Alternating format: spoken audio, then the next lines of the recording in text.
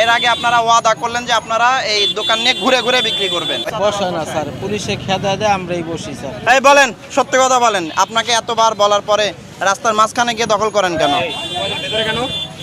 এর আগে আপনারা ওয়াদা করলেন যে আপনারা এই দোকান নিয়ে ঘুরে ঘুরে বিক্রি করবেন। এইদিকে ওনারে ধরেন।